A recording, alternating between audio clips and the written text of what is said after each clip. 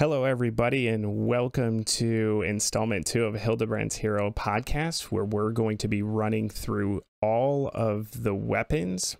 In our first part, we talked about the weapon abilities, their bonuses, shields, guns, name it, we probably went across it. Now we're into the fun stuff, the individual weapons. I'm sure there's going to be a lot of discussion about these next 3 videos. So feel free to join us on Discord. So if you guys have any separate questions to ask us, that's the easiest way to reach us. If you're unable to join us on Discord, go ahead, leave them in the comments below. In this particular part, we're going to be going through starting weapons. We're going to go through how it's broken down by class and Act 1 weapons. What Act 1 means is the start of the game all the way through the glittering mines. We're also going to rank those weapons and tell you as to why we feel which weapons are the best weapons to select. We're also going to add in some special highlights for each class. Each of the highlights are going to be different for different reasons, and you guys will find that out pretty quickly. So what are we looking for when we're looking at a starting weapon? When we're looking to upgrade our weapons, we want to be able to do 8 damage or more. What we're also looking to do is, if you don't have a hero with party heal, we want to get one of those weapons pretty early on in the game. And as we discussed in the first part, you will hold on to that weapon for the entirety of the game, so you're able to heal in between fights in caves and in the King's Maze. Also, we want to keep our eyes peeled for single target rush weapons. Why? Those weapons are not only can be powerful at the beginning of the game, we also will be able to utilize them at the end game. Now, we won't tell you what it's really good paired with until we get into those later weapons, but you'll get a much better understanding as to why we're holding on to those weapons when we talk about Act 2 and Act 3 weapons. We hold on to utility weapons. For those of you guys who made it all the way through Part 1, we talked a lot about find distance, support range, and also being able to micromanage using things like speed and entertain. We like to hold on to those weapons to give us utility throughout the game. We will point those weapons out to you guys. Now, before we get started into going through the starting weapons for each class, Mike, do you have anything to add? Well, starting weapons, the reason why we want 8 or more damage is we want to be able to kill enemies as fast as possible at the beginning of the game to reduce the amount of damage that we take, especially since enemies have a tendency to sometimes gang up on one character. And the longer that combat plays out, the greater the chance that that character will be killed before you complete the entire fight. If you get weapons that can do 8 or more damage, you will be able to get through almost all of the Act 1 combats fast enough that your characters will survive and be able to get back to a town and use an inn to heal without potentially dying or feeling the need to use a God Spirit during the combat. Many enemies can be one-shot if you do 8 or more damage. For example, a killer bee. If you only can do 6 damage, which is most starting weapons are 6 damage, you're not going to even be able to kill a killer bee with a single shot. So you're looking to be able to at least one-shot those low health enemies, or in some cases 2-shot or 3-shot some of the higher health enemies. So 8 or more damage is basically the threshold that you're looking for a weapon at the beginning of the game, which pretty much requires that most characters often will need to upgrade their weapon. Party heal. If you don't have that built into a character, you definitely want to try to acquire it as early as possible. Sometimes you can find it, sometimes you can't. But if you can, you usually want to pick that up. And I'll turn it over to Sheldon. If Sheldon, you have anything you want to add? I don't believe so. You've gone pretty well on these points here. So yeah, let's just keep going, and I'll talk more about the actual individual weapons. All right, okay. That sounds good. Okay, to start off, these are the intelligence weapons. So what you start off with the herbalist is the cane, the scholar starts off with the scholar's book, and the astronomer the star wand. These in general are pretty weak weapons. As Mike had stated previously, we're looking to get an upgrade to at least about 8 damage. If you are running one of these 3 heroes, we're definitely looking to upgrade one of those weapons pretty quick.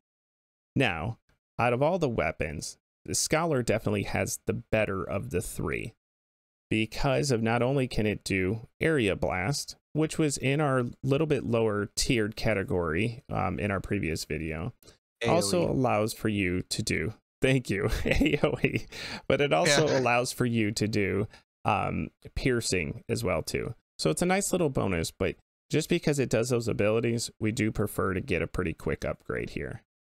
Do you guys have anything to add to go along with that?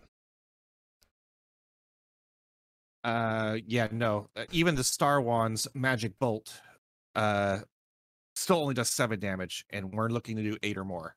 So every single intelligence character definitely needs an upgraded weapon as fast as possible. All right. In fact, I usually prioritize getting any intelligence character on my team their upgrade weapon before other character classes. Yeah, okay, that was the one thing I wanted to comment, but wasn't sure if that needed to be commented here. Yeah, and yeah. I think we can categorize it too as we go down. So intelligence definitely is the first upgrade that we're looking to do out of any other category, correct? Yes. Great. So I guess this is a good time as any to talk about this, since Mike mentioned it a little bit here. Is you in our opinion, you want to upgrade the intelligence and talent characters' weapons first, because early game there's no enemy early game that has a higher probability of dropping a specific intelligence or talent weapon, but almost all the enemies early on have a boosted chance of dropping whatever they're holding, which is usually a strength or an awareness weapon, like a makeshift mace or a makeshift staff or a torch. Those are all strength and awareness weapons. So you don't necessarily need to improve a strength or an awareness weapon first, because you're very likely to just get one for free. That's a great point. I'm actually glad that you mentioned that, because what we're talking about is being able to purchase a weapon to give them an upgrade.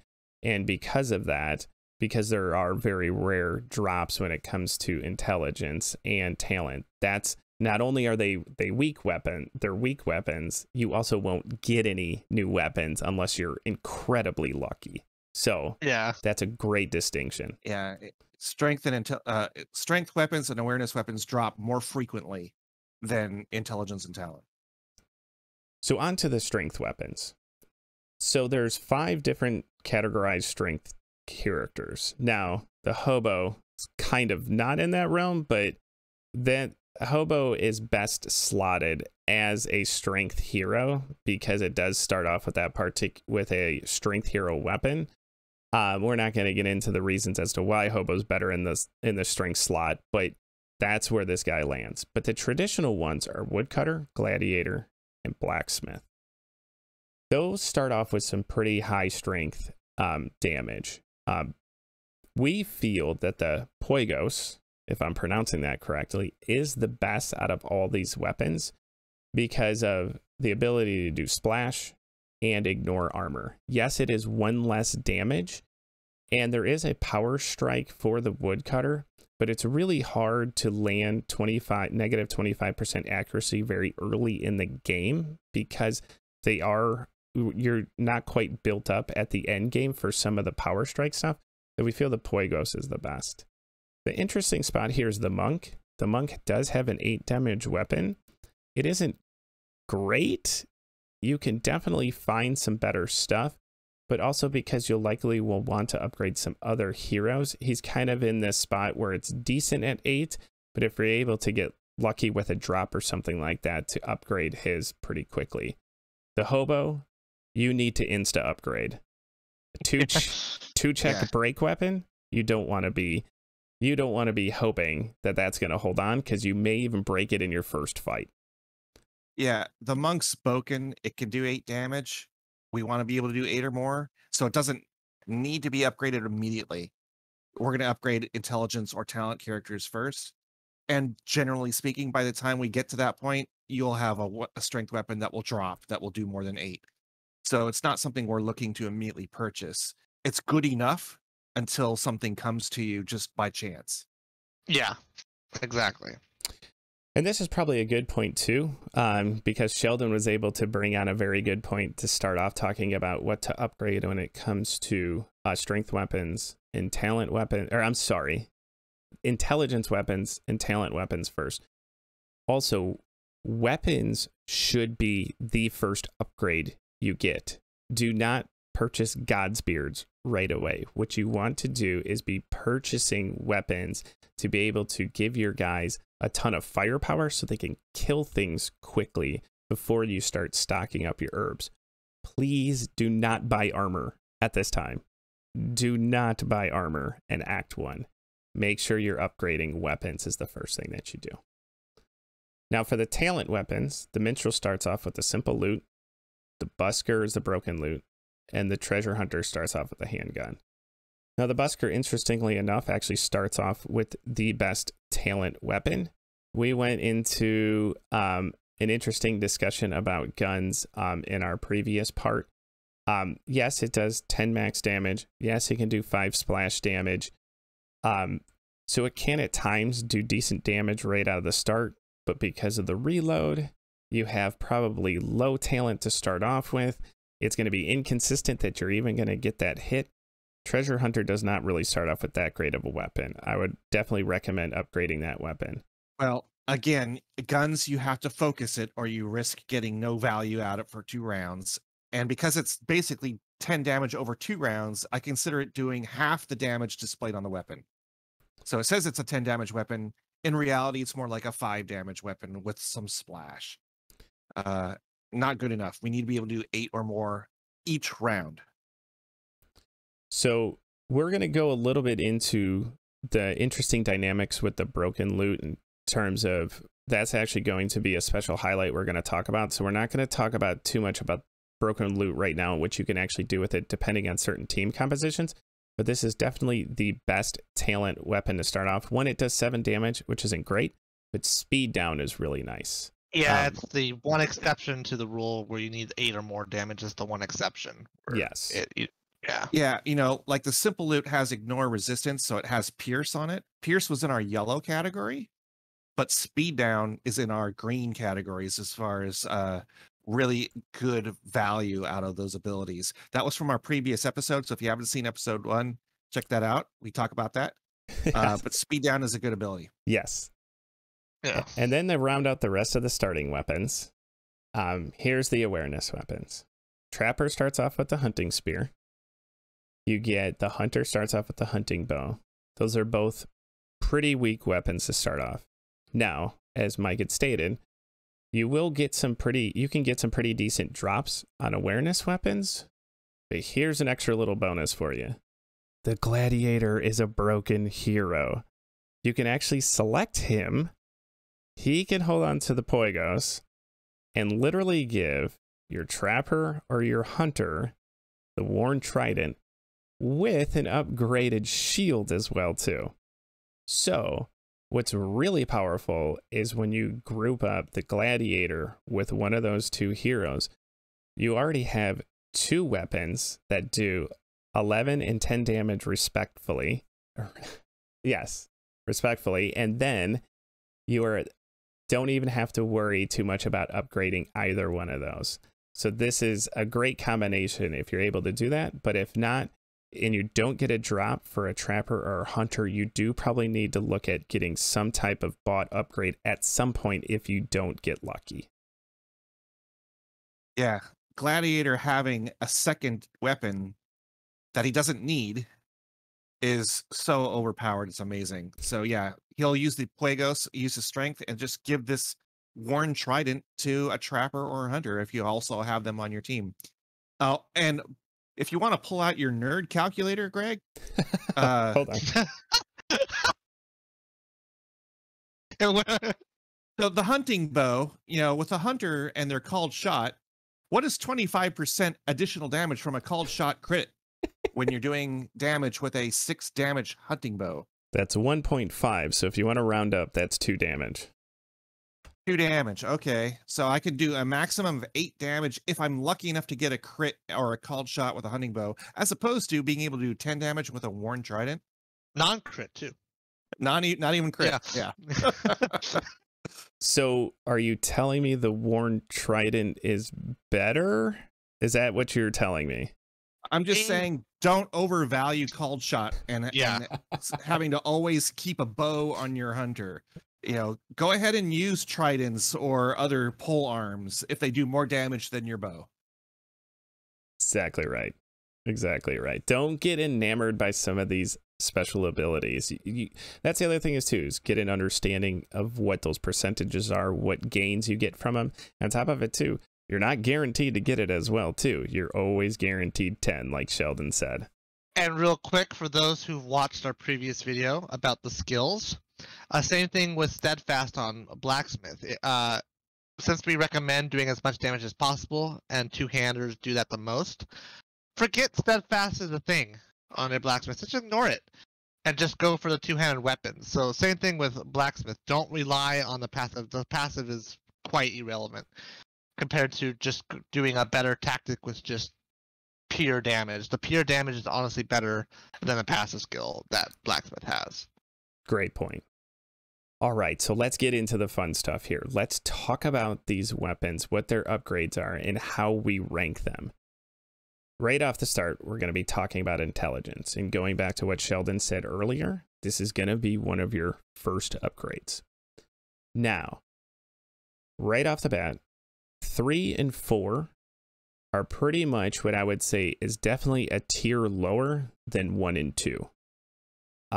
It's kind of a toss-up between 3 and 4. Of course, 3 is better than 4. But if you can get your hands on 1 or 2, that is definitely the best ones to go for.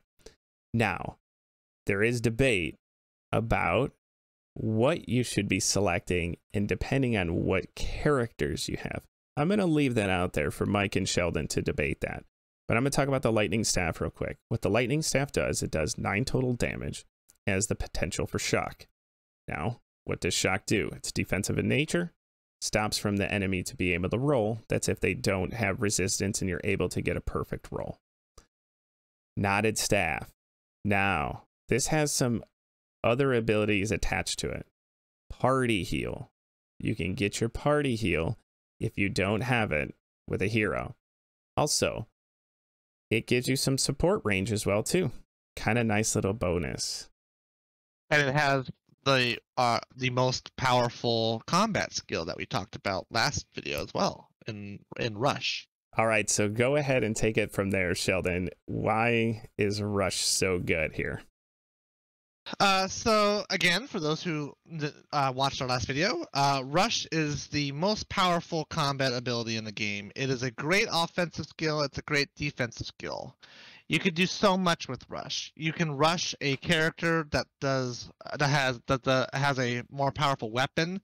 So if you're trying to get more damage output, instead of trying to do, let's say, 11 damage, and you have a character who does literally double that, instead of just doing the 11 damage, you can rush your other character with the 22 damage and literally increase your damage output by double by using Rush. You can also use Rush defensively in the terms of if a character is about to die and an enemy goes before them before they have a chance to act, you can rush that character about to die and you can use an emergency Godsbeard to survive the attack. So then, why would we debate that you would get lightning staff over knotted staff? What do you think there, Mike? Well, the knotted staff, I almost would even get it even with a character that already had party heal built in, just because of the support range and the rush. Sure. It's still really, really good. Although lightning staff does, at the beginning of the game in Act 1, it does give you a little bit more utility, actually. So if you're able to shock a thief, for example, you can make sure that thief cannot run away, because when they try to run, it's a 1 check. And that 1 check will fail if they're shocked. So it gives you a little bit of extra defense if you can actually shock an enemy. So oftentimes when I already have party heal built into a character like a monk or an herbalist, I may go ahead and go straight to the lightning staff and not go for the knotted staff. But if I'm using, for example, a scholar and my team does not have party heal built in, then if I have the choice between the two of them, I will first go for that knotted staff because party heal is really important to get as quickly as possible. And it just happens to come with rush and support range. So there's no reason why I wouldn't go for that. Sheldon? Yeah, knotted staff and lightning staff. I do find lightning staff to be a little bit better of a combat weapon than knotted staff, even though it's rated 2 than 1. So with the shock, you have a much better chance of shocking enemies because there's hardly any enemy early on that has shock immunity, and you just have to attack one time, and you're guaranteed to almost guaranteed if you're perfect in there to nerf their attack damage. In non-stats rush case, yes, rush is the most powerful combat skill in the game. However, it's only useful if you're able to increase your damage output through it for the most part. And that only is going to happen if you have another character whose damage is like way higher. Yeah. And early game, that's not going to happen too often. The only time that will happen is if you have like a heavy sword strength user and you're not guaranteed to get heavy sword. If you have a heavy sword on a character, then yeah, I could probably agree with Mike, and I would probably go Nas staff over lightning staff if I had a weapon like that. But that's reliant on having some other weapon on another character, which is not something you can control. If you see lightning staff, you'll know right away, oh, this is a guaranteed way to nerf damage and still do damage at the same time, just by doing one action, or the one action on the rush. Early game, you can't control if it's gonna end up doing the max value, because the max value is reliant on something else, where shock is it's solo, it's its own thing. You don't have to worry about anything. Well, let me also just bring up too that at the end of Act 1, so when you get to the end of the Glittering Mines and you're facing the boss at the end of the Glittering Mines, that boss has got high health and high magic resistance. Yes. So I actually wouldn't discount Dusty Book as a weapon that might become more valuable to you specifically for that fight, because it has the ability to pierce or ignore resistance. So keep that in mind as well. And also with the knotted staff, if most of my damage is going to get absorbed by the magic resist of that enemy at the end, then maybe I will go ahead and rush my physical attacker. So that's why knotted staff still has utility. It can help you for that final fight at the end of the Glittering Mines. And Dusty Book also does have value in the fact that it can pierce through that magic damage or that magic armor. Yeah. So as you can see, sorry. No, so go as ahead. you can see, this is why we had a somewhat of a hard time rating these weapons. It's because 3 of these weapons of the 4 is better than the other 2 in certain circumstances. And trying to find one that generally does more, you get more out of it throughout the Act 1. We ended up going with knotted staff because party heal is going to be useful for the entire game. Exactly. So that's definitely a reason why we have knotted staff. Rush is pretty much useful the entire game with the exception to early game. Early game, it's Rush's weakest early game, but mid game and late game, Rush is very strong. Lightning staff is technically a little bit more consistent nerfing damage and doing better damage output with the lightning staff than the knotted staff. So that's really and then like what Mike just said with Dusty Book, there's a few enemies that have either 4 or 6 resistance, and then which Dusty Book would be better. The boss, because you're guaranteed to fight the same enemy composition in the boss fight. So if you happen to have either non-staff or lightning staff, but you also happen to have Dusty Book too, you can actually switch to Dusty Book on purpose just to make sure you're doing as much damage as humanly possible to the boss. Burnt Tome, there's really no battle or circumstance in which its burn is gonna matter. Yeah. It's not gonna help anything. Yeah. There's no, and it's 25% damage against ice. Will sometimes happen on a ice skeleton wizard that may show up in the Glittering Mines. It's like one enemy. It might be better. Yeah. You may have a game though where your markets in Orton and Woodsmoke don't have the other weapons, and the only thing available is the Burnt Tome. Yeah. Yeah. Bird Tome is still better than any of the starting weapons from any of the intelligence class characters. And that's Right. why we put it up there. And Yeah. and that's why otherwise we would have just left it off, because there is the 6 damage weapons you need to upgrade it. If this is all you got, take it. But we just feel that the value you get out of 1 and 2, and we actually feel 1 is best paired with the Scholar for sure. Like, it's almost like if you're running Scholar, which we feel is the best intel hero by far, that you would almost get Knotted Staff and be done with it. You usually you don't usually have the luxury of having both the Dusty Book and something else, because you're trying to upgrade other things and get Godsbeards and such, and you're probably not having that kind of money to throw around to get another intel. I wouldn't actually recommend getting 2 weapons for intel. I just want to make that clarification. If you just happen to have it, great, but the Knotted Staff we feel is just the best out of all of them. All right. Yeah. Okay. All right, so let's talk about their special highlights. Now, we put the Erythral Dagger in here because this is actually not much to talk about here, because this is just a no-brainer if it drops in your lap. You can't buy this weapon. It just, if you get it, there's not even a debate with the other ones. Like, if you just happen to buy Knotted Staff, you keep it in your back pocket for party heal for the rest of the game and for potential rush. But you're just using Ethereal Dagger for the rest, or for this entire first act. Higher speed, crit chance, and it auto pierces. It's not even you need to get a perfect roll check pierce. It just pierces. Like, it's by far the best weapon. Yeah, its weapon bonuses are really good. All 3 of them are really good. It could potentially be found in night markets. That would be the only place or even a goblin shop. Potentially you could buy it from those, although it's probably going to be expensive. There'll be a lot of gold to get.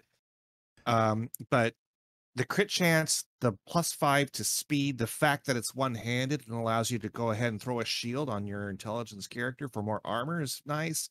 And 50% damage against spirits is really, really handy, because those early game pixies and fairies that mess with your party are quite annoying. And then other things like wraiths and ghosts that curse your party are also extremely annoying. So it's very effective against those 2 enemy types that are truly annoying when you're actually going through Act 1. Yeah, realistically, the only time you're gonna buy this weapon is if you're having problems getting an improvement on an intelligence character, and it already has come night, so it's like basically 11 whole rounds have passed and you have yet to get an intelligence weapon, and you find a night mark and it happens to be in there. That's like the only time where you would actually buy this weapon, because even in the goblin shops, it's way too expensive, and you're very likely to have an improvement weapon on an intelligence character in the mines, even if that weapon is not intelligence. Like, you could run a talent weapon or an awareness weapon on a scholar just to get a little bit better damage output. And if you have that, I still wouldn't buy this dagger in the goblin shop because of its pricing. Yeah. But if Lady Luck smiles on you and it just falls to you from a random loot drop, Yeah. it's definitely better. Yeah, for sure. Yes, Horseshoe Sheldon picks up the Erythral Dagger, and you're good to go from there on out. That's a little joke from my stream. Sorry, I had to throw that in there. That's all right. By the way, you can watch Sheldon stream. Just click the link below for those of you guys watching. He'll show you pretty much everything you need to know. Onto the Goblin Staff.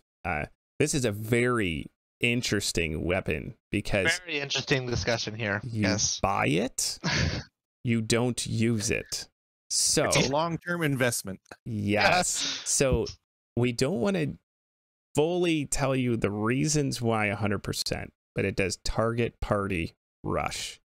This is going to make a difference on if you're unable to access some weapons that you cannot get at the end of the game. Of course, it does like no damage, but trust me on this target party rush aspect, it's super strong. The problem is, since it does no damage, you don't want to use this for fighting. And number 2, because you start off with about 76 max intel to start the game, or is it 78? With the 78 for a scholar. 78 for the scholar, thank you. So you would be at 68% accuracy, and with 4 check, you're never going to roll a perfect. You're going to be flying through focus to do 1 target party rush. It's not even really feasible to do that either, but you buy this sucker and keep it in your back pocket for the unfortunate part of not getting the weapon that you need at the end of the game. So anything I missed there with the goblin staff. Yeah, it's like I said, it's a long-term investment. It probably won't see use until maybe you're approaching the glittering mines at the end of Act 2 or into Act 3. You mean King's Maze? King's Mike? Maze. I'm sorry, I meant King's Maze here. Thank you. Yeah. You know, worries. Yeah. This is a weapon that truly shines if you happen to get your intelligence to around 90 or more. Then this weapon becomes viable. We Okay. won't tell you the strategy around this weapon. Yeah, I mean, I'm sure you guys could maybe figure that out on your own. Yes. But yeah, Yeah. Partnered with something else. It's yeah, huge. You can really, it's huge. Yeah. Yeah. All right. So those are for our special highlights for the intelligence and the weapons for intelligence. Now we're going to move on to strength. Now, as we had mentioned earlier, strength is typically not an upgrade that you're going to necessarily get. Bye. There are some outliers there though. Hobo, and also if you're running strength busker. So for those of you that know the game really well, running strength busker, which is actually something I do because I mainly play the game on console and do not have access to the most broken hero in the game, Gladiator. I'm looking to get an upgrade actually pretty quick with the busker. With that being said, though, a lot of these weapons on the top of the list, though, drop to you. They're really not always available to purchase, if I have that correct, right? Or are they usually in Woodsmoke and Orton? Well, the Heavy sword and old short sword are often available to purchase in the markets at the beginning of the game. But Rusty machetes potentially, but pickaxe usually not. no, well, never actually. okay. You cannot buy this. You cannot buy pickaxe. Yeah. Okay, so as I'm going to talk through these for a second, I want you guys to keep this in the back of your mind right now. If you notice the categories and how we're showing it right now, number 4 is old short sword, single-handed weapon. You're going to notice a theme in this video and the next couple videos. Two-handed weapon, two-handed weapon, two-handed weapon. Now, that comes into play, what we talked about with taunt and holding shields, and what the better weapons are in the game. Now, this is early on, so you may sit there and be like, 12 compared to 15. I'd be willing to kind of sacrifice that. It's still not really the best choice, but that delta is going to get bigger as we go further on in the game. The old short sword is nice. It has speed, does have some crit chance, and the potential to also armor pierce with some bleed.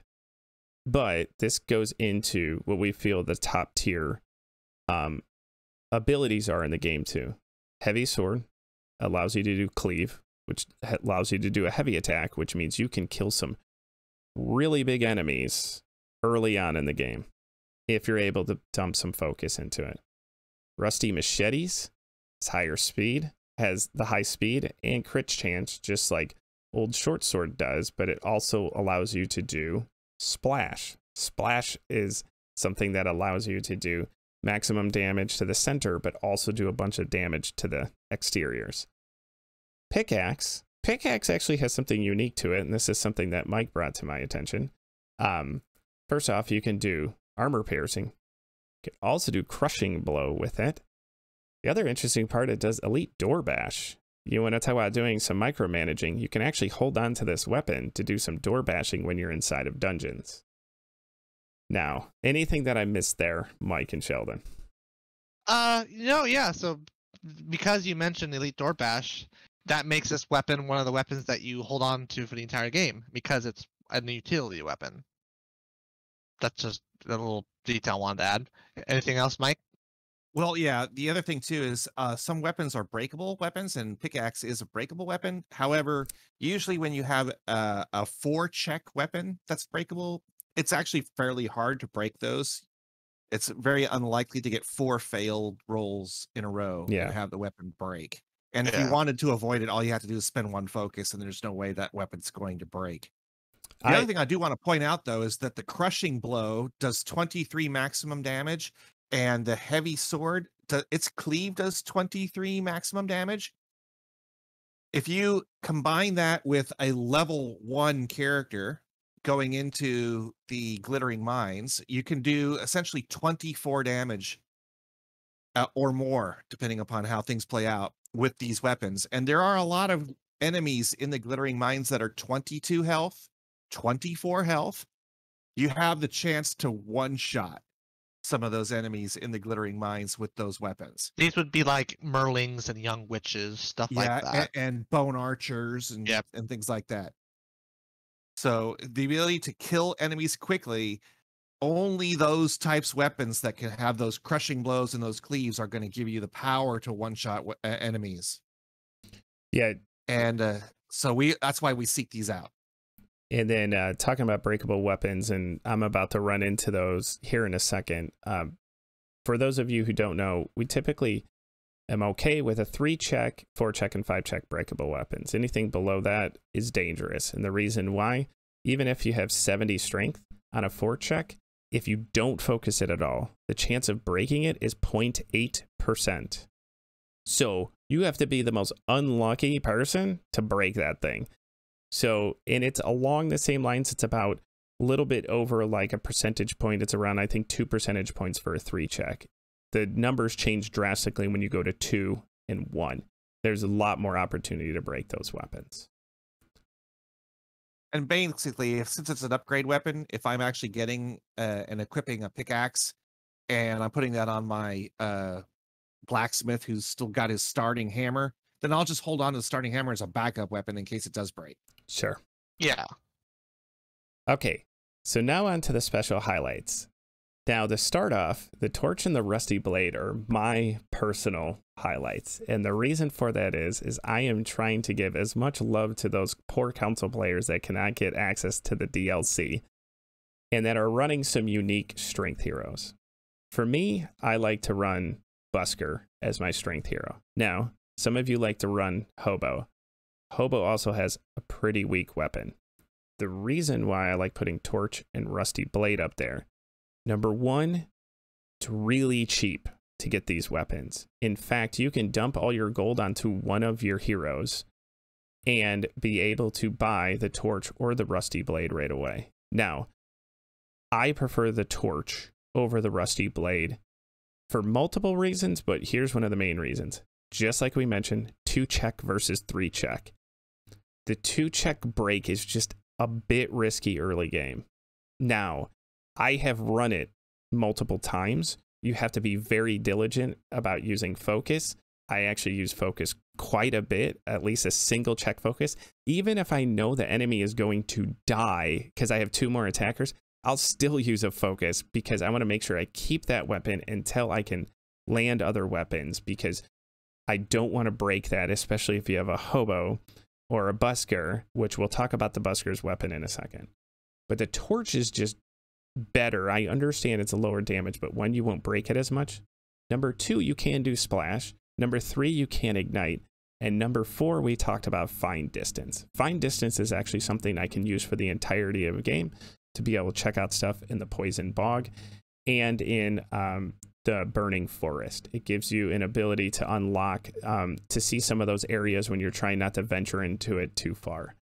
So this is just a special buy. You would not buy this if you're running Gladiator, Blacksmith, or the Woodcutter, and probably not even the Monk. It's borderline there, but I probably wouldn't buy it there. I'd wait until you get a drop. But this is if you're running Busker or Hobo as your strength heroes. These are great early buys. Now, for the hand cannon, go ahead, Mike, with that one. Hand cannon is actually one of my favorites that it took me a while to warm up to. At the beginning, when I first started playing For the King, I was not a fan of guns. The fact that you pretty much have to focus them constantly in order to make sure you always get the value out of them. But a hand cannon does 12 damage AoE to every enemy. And since most enemies are probably going to max out around 24 health, you're doing half the damage of a lot of these enemies with that. putting them into one-shot range for your other characters on your team, so that you can quickly eliminate those enemies and not take the damage coming back at you. Where it really shines, though, is on a scholar. And this may seem strange that you're putting a strength check weapon on an intelligence character that has no strength, but the purpose is to always focus it. And since a scholar has refocus ability, so that you're constantly essentially recharging that focus that you're spending, putting it into this weapon, you can actually use a hand cannon and blast your way through every fight in Act 1. And it just actually does wonders as to how quickly you can get through these fights. It can completely kill swarms of bees all by itself. So it's very, very powerful. Sheldon? Yeah. So I consider pretty much any weapon that's one check. I consider it to be a focus weapon, not a, in this case, strength weapon. If it's a one check, then it's a high risk, high reward weapon. If you gamble it and you miss, you get nothing out of it.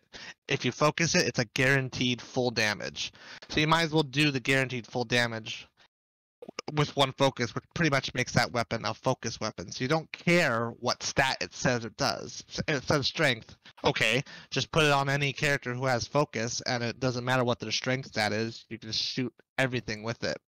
Not to mention, we also like to put this on the scholar, not only for the focus, but the scholar is really fast. Usually the scholar, if you don't have a hunter or a trapper on your team, scholar is very likely to be the fastest character on your team. And if you go first and you're shooting everything, you're very likely to kill an enemy outright. And if you don't, then your other characters will finish it off. If you actually used the hand cannon on a typical strength hero like a woodcutter, the woodcutter ends up shooting last. So your other guys end up hitting the two of the enemies, and they still end up those enemies still end up hitting you anyways, and then you end up wasting a lot of the damage output on the hand cannon. Yeah, you finish the fight, but the enemies already hit you. So the hand cannon hasn't really helped much. That's a good point. You want to have a hand cannon on one of your faster characters. And not only is a scholar fast, a scholar also starts the game with 4 focus pool, whereas most characters only have 3 focus pool.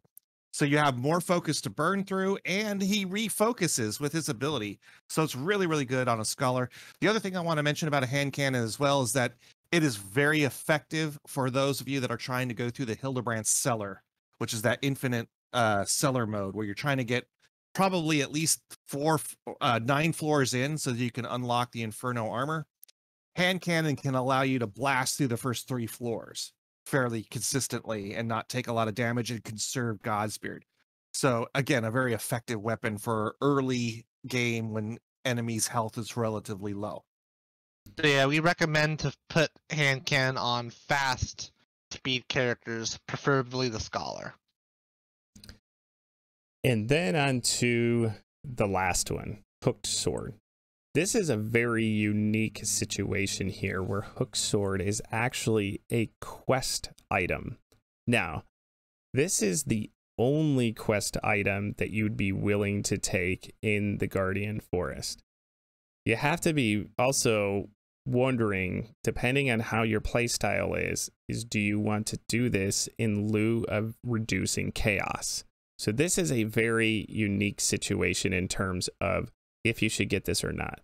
Now, going back to the council people, because I'm running Busker, I almost insta-do this one because I go from a 7 damage weapon to a 16 damage weapon. It's like a 228% output of power. It is a no-brainer for me. It's a little different if you're maybe running Woodcutter. Maybe you don't want to do the side quest, even though it is a pretty good increase. You can also wield a shield. You got to be careful with this one with the Woodcutter. You also don't get to do justice. Now, I don't really worry about the skill too much, but it's something to consider. But I almost always do this when I'm running a Busker or a Hobo as my strength hero. Even Blacksmith too, because it is a one-hander and you can still hold on to your shield and be able to use Steadfast. So this is a very interesting one to do with a really quick upgrade. And if you're a slower player though, and you like to actually reduce chaos, I would avoid this one, but this is a specialty one for me in terms of how I run my team. Anything else with the strength stuff before I move on, guys? If you happen to pick up a hooked sword for any reason at all, if it just happens to come to you, that's a weapon I often will save for almost the whole game. I won't sell it. I will hold on to it purely for its reset ability. And there are times when I have one enemy that's very slow, and I want to be able to refocus my team with a refocus ability from a weapon that can do that. So resetting that one enemy and allowing my other character to refocus my team is a strategy that you could consider. And the hooked sword is one of those things I could switch into just so I could essentially play with a slow enemy and give myself time to refocus my team. So it's something that I will often hold on to most of the game, actually. Sheldon? Another thing I wanted to talk about, hook sword, it has to do with what Daddy-O said here. So yes, if you choose hook sword, you're choosing not to do a chaos quest, which means you have chaos coming up on you a little bit faster.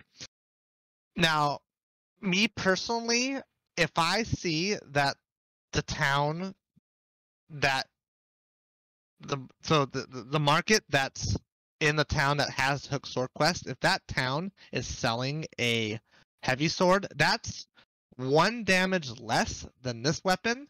And if you had hook sword with a shield, whatever the shield is, the shield's not gonna matter. It's a 1 armor, 1 resistance shield, hardly affects you at all.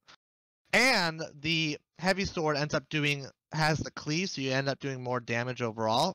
So I recommend, if you see a heavy sword in the same town the hook sword is in, I would actually not hook sword quest, get the money for the heavy sword, accept the 1 damage less, get the better skill, and actually keep your time high on chaos reduction, personally, as a strategy perspective. That's all I want to say about that. I do want to be a little careful that you said the better skill. Heavy attack isn't necessarily the better skill. It's the better skill early game. Thank you. Yeah. Thank you for correcting me there. Yes. Okay. Reset is definitely better than heavy, but early on, not. Yeah. Yeah. Thank you for correcting me there. Yeah. Reset's so good, I'll hold on to it the whole game. Yes. Yeah. Yes. But it kind of goes back almost to the goblin staff. -10 accuracy. It's hard to get a perfect roll. You're wasting a lot of focus at the beginning, and you probably won't use the reset a lot under certain circumstances. So like early game. So heavy attack is better early game. All right. So now on to the talent weapon upgrades.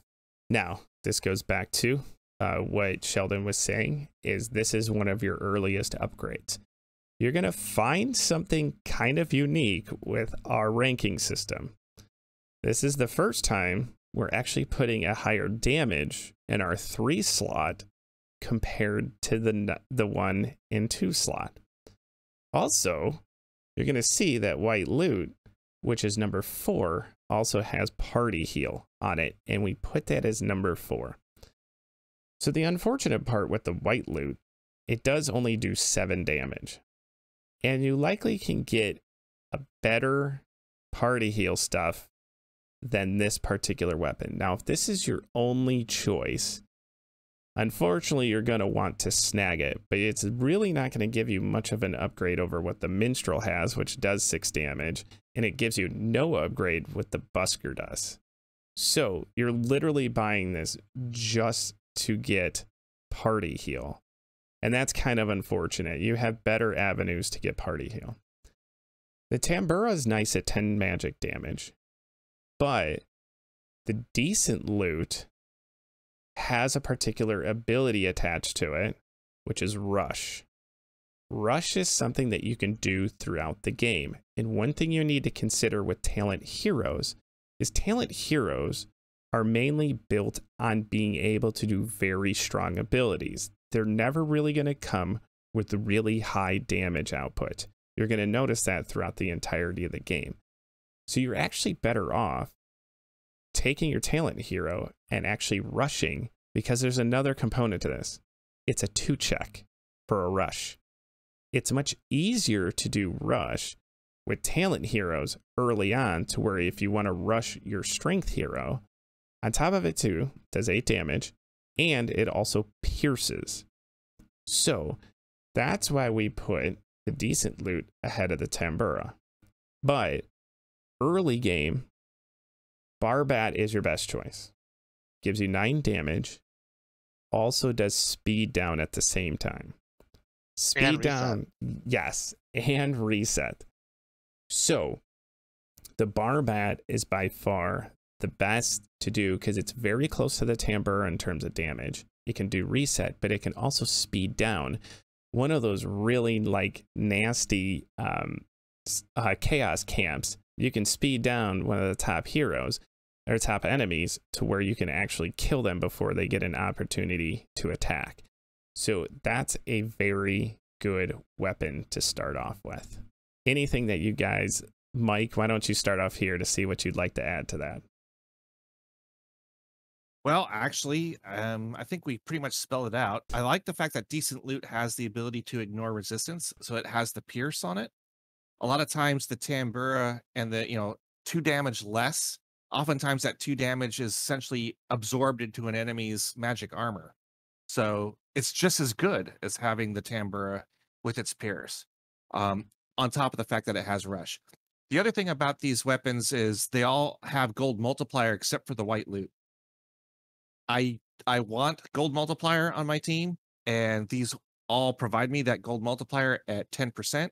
So I generally will run these. A white loot, essentially, I don't even consider the white loot an upgrade at all. I only get white loot if I am missing party heal. Otherwise, it's not something I'm generally looking to get as an upgrade weapon. It's just not enough of an upgrade. If you already have party heal on your team and you're running a minstrel with a 6 damage simple loot, getting a white loot is not enough of an upgrade. Again, I'm looking for 8 damage or more as an upgrade weapon. The only reason for picking up a white loot would be to pick up party heal if your team doesn't have it built into a hero, and there's no knotted staff or any other weapon available that has that ability. Sheldon? Yeah, you two said pretty much everything. There's not much else to talk about for talent. Hey, you guys taught me well. That means I'm able to get most of these talking points down for you guys. So yeah, that's good. But again, going back to the rush component to it, I'll no joke have decent loot. Like we'll get into the other loots further on down when we get into the other videos, but I'll hold decent loot until like I can get the upgraded version of it. I'll always hold on to this thing because this is what makes a talent hero so powerful, is its abilities to be able to do these rush components to it, and also like the speed down attack components to it. Just doing the extra damage is not really what he's meant for.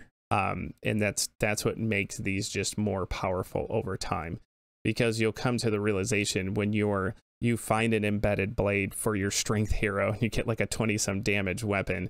Who cares if you're doing 10 damage with the Tambura? Just go ahead and rush that freaking guy and start obliterating things is what you're looking to do. If you have a strength hero with a heavy sword that has that heavy blow that can do 23, 24 damage, and you can rush that over doing 8 magic damage, I'd much rather do 24 physical damage than 8 magic.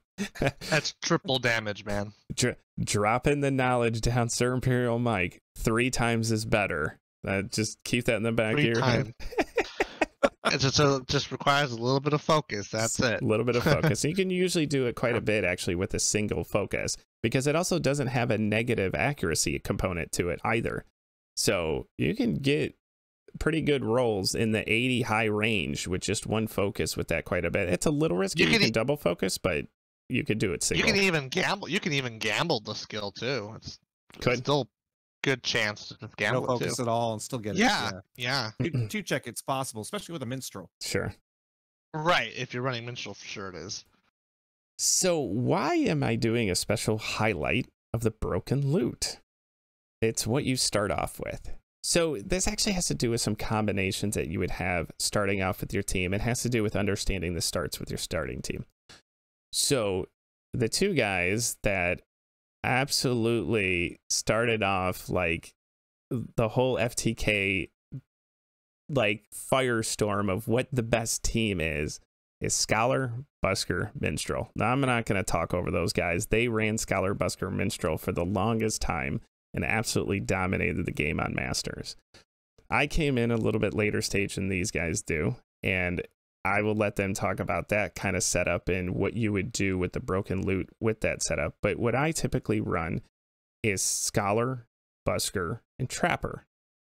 Now, unfortunately, I have to get a quick strength upgrade.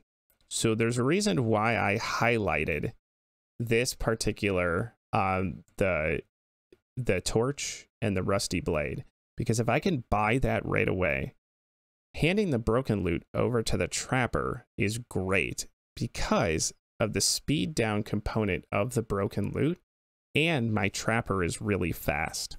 Because the Trapper is really fast, he's one of the first to be able to attack on the team. He's actually the first to be able to attack on the team, and therefore he can speed down one of the scariest enemies on the team.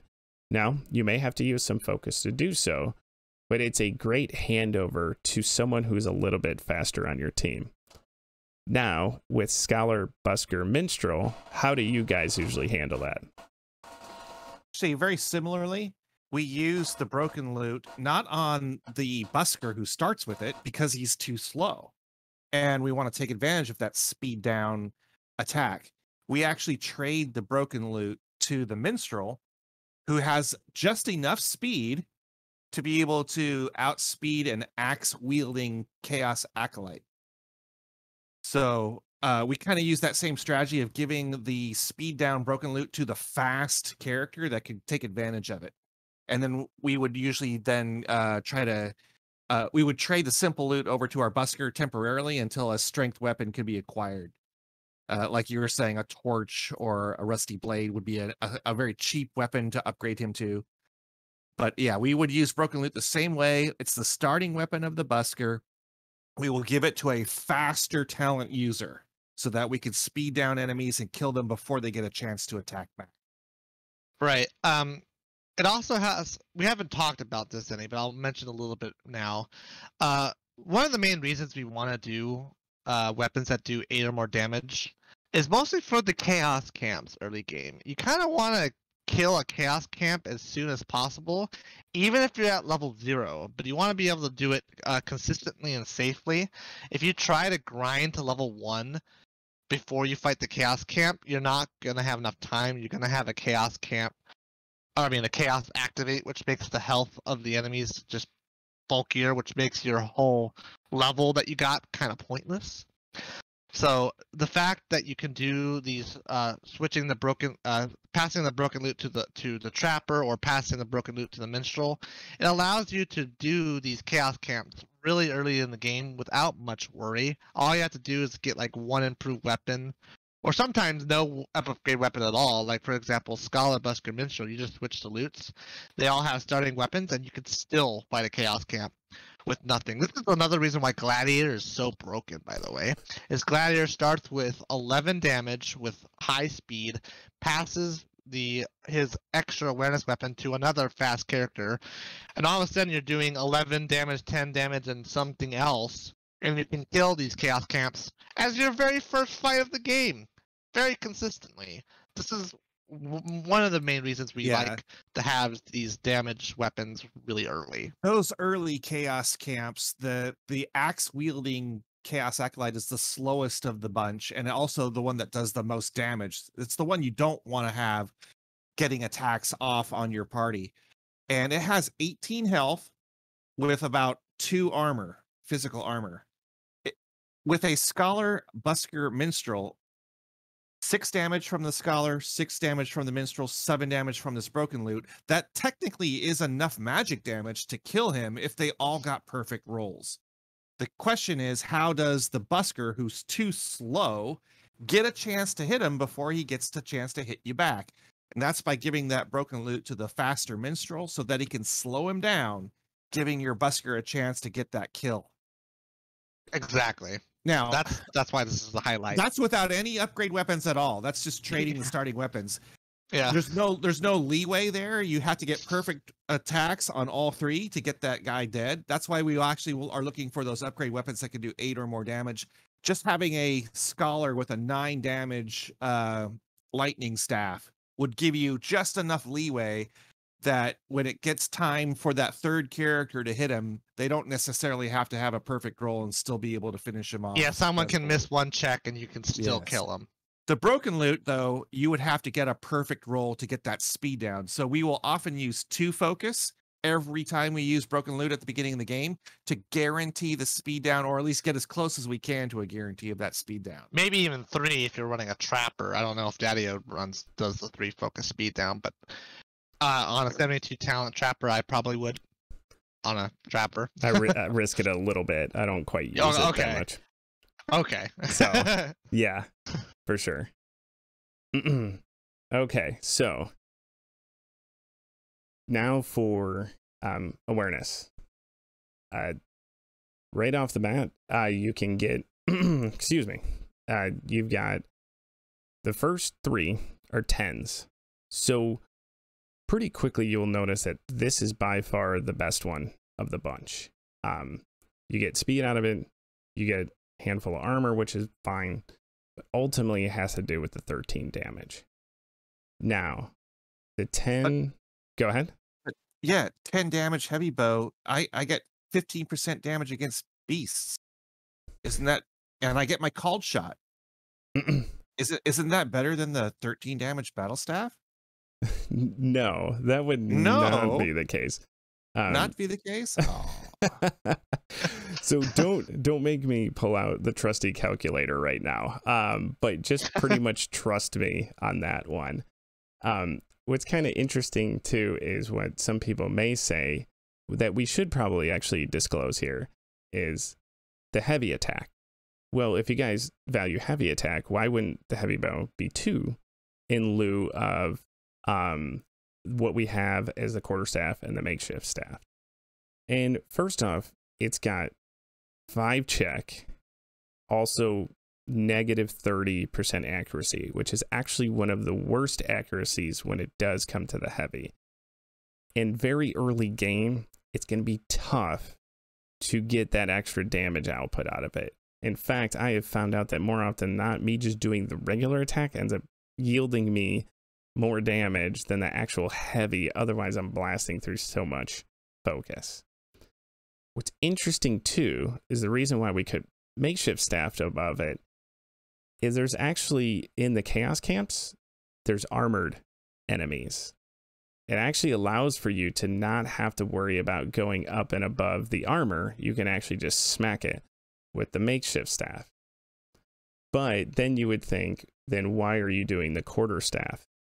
We value speed as well too.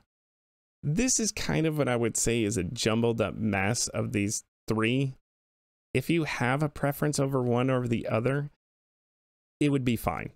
As long as you get one of these 3 over what you have as a 6 damage bow or a 6 damage spear, you definitely want one of those 3.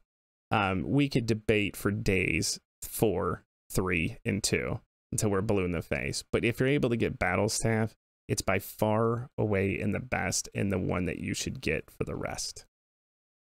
Anything that I missed there? Yeah. 2, 3, and 4 can be switched interchangeably, like for the most part. I personally value the quarterstaff definitely better than the heavy bow's heavy draw, because that extra speed, if it is enough speed to make you go first, having an extra action entirely, the extra damage you get by going again is pretty much the same thing as a heavy draw, if that makes sense. Mm-hmm. If you're doing 10 damage 2 times compared to 1 heavy draw, that's more damage than 1 heavy draw. 1 heavy 15 or 2 10s is 20. So speed can end up kind of acting like a heavy draw in a way. I know that's weird to say, but that's how I view it. Yeah, if you compare like the heavy swords cleave attack, I think its penalty is about a 15% penalty. This is twice that at minus 30%. It is so bad I almost consider heavy draw to not even exist on the weapon. It's just it's just not consistent at all. The other thing is all these weapons come with either armor or magic resist or evasion. So there's a little bit of defense built into each of these weapons. Armor and resistance is always better than evasion. I think I saw another person's video that showed that one armor is equivalent to 10 evasion as far as the amount of damage that it reduces over time. Same thing with magic resist. One magic resist is equivalent to 10 evasion as far as the amount of damage that it would prevent over time. So 2 evasion is literally barely anything at all. I would much rather have that battle staff with 2 armor on it. Okay, the makeshift staff, I actually like the fact that it does magic damage and that it has Echo Blast so that I could do a magic splash. There are very few enemies at the beginning of the game in Act 1 that have any magic resist. So you're going to get a lot of good value out of the magic staff. The only thing that you got to worry about is it is a breakable weapon.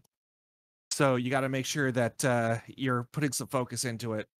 So that's probably why we rate quarterstaff just slightly better, because we're getting armor, we're getting speed, and it's not going to break on you.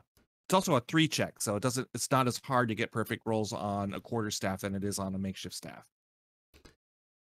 All right, and then on to the special highlight. Now, this happened to just land here because your awareness hero is typically your fastest hero in the game. This is also a DLC, so sorry console players, you do not have access to the fighting stick, so you're just going to have to deal with this. This is honestly one of the most, I would say, most versatile early weapons that you can buy. And pretty much if you have any 70 speed hero, you can run Scholar, Trapper, Hunter. There's plenty of others. Gladiator you don't necessarily want to because you get 11. Hobo. This is a fantastic upgrade. It just happens to be more in line with the awareness heroes, but this is just a great, easy upgrade that you can do for so many different heroes, especially in the 70 range. Plus, it gives you 3 speeds. So even if you're a little bit lower in speed, it'll pump you up a little bit and actually improve your accuracy on this weapon. So this is just a fantastic overall weapon to give to so many different heroes. Anything you guys have to add with that particular one? Well, it has splash with clobber, 12 damage to the target, 6 damage splash with daze. With the daze. So it's actually got a number of those abilities that we like in weapons combined into one. It also has crit chance. Crit chance acts like an artificial accuracy in For the King, such that the game actually checks if you score a crit before it even attempts to do your rolls. So it will first check if you got a crit. If you got a crit, then you instantly get a perfect roll for that weapon. And it just goes through the animation of showing you getting a perfect roll, but it's already figured it out. It's not actually doing the rolls. It's just saying, oh, you got a crit already. Let me just make that roll look perfect to you. Yeah. So the more crit chance you can pile on a character, it almost acts like an artificial accuracy for that character, that you might get a crit and get a perfect roll out of it. So anything that gives you additional crit chance is good to have. Yeah, this is why people, when they often watch my streams, they're very confused on why I have my Gladiator late game going into the tower with his starting strength still. He literally has not improved his strength at all. He's still at 76 strength. I'm like, what are you doing? Like, you didn't increase your strength at all. Well, that's because all of his gear is on the crit chance.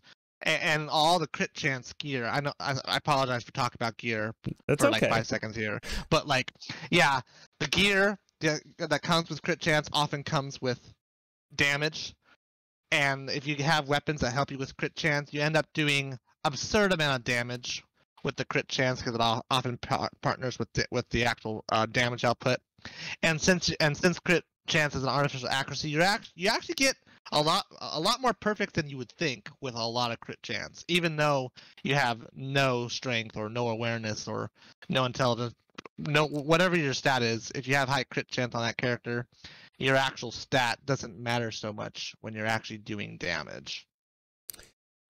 Well, it's quite all right to talk about equipment. This entire series is actually about equipment. I started off with armor in part 1. That's why we're running through all the weapons and shields right now. I thought it was necessary just to bring it up real quick. Yeah.